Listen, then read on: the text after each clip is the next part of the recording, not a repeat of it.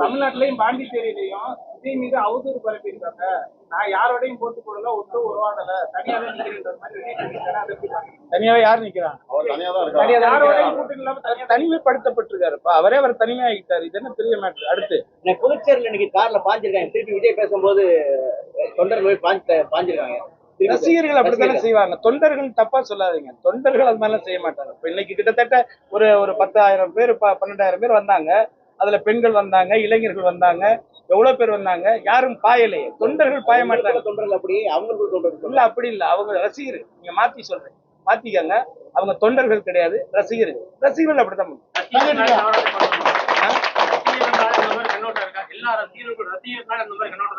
இல்ல, அது நடந்துகிட்டு இருக்கு.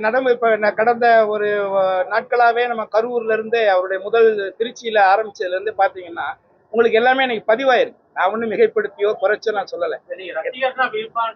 இல்ல, அப்படி இருக்கிறத நீங்க தான் நிறைய ஊடகங்கள்ல காட்டியிருக்கீங்க. மரத்துலயும், கரண்ட் கம்பியிலையும், டயர் ஒயர்லையும், இன்னொருத்தன் கீத்து வீட்லயும், வீடெல்லாம் கவுந்து, வீடெல்லாம் உள்ள ஓட்டெல்லாம் உடஞ்சி, இப்படி எல்லாம் வந்து எந்த கட்சியில எந்த தொண்டர்கள் செஞ்சு உங்ககிட்ட ரெக்கார்டு இருக்கு.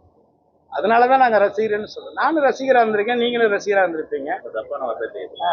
தவறுலாம் இல்ல. ரசிகர்கள் வந்து அவங்க ரசிகர்கள் அப்படித்தான் இருப்பாங்க. அடுத்து டிடிவி தினகரன் வந்து சொல்லியிருக்காரு, விஜயகாந்த் போல விஜயம் தேர்தலில் தாக்கத்தை ஏற்படுத்துவாரு, திமுகவுக்கு பாதிப்பை ஏற்படுத்தும் சொல்லியிருக்காரு. ஆமா, இவர் வரும்போது கூட இவர் பெரிய தாக்கத்தெல்லாம் ஏற்படுத்தும்னு சொன்னாரு.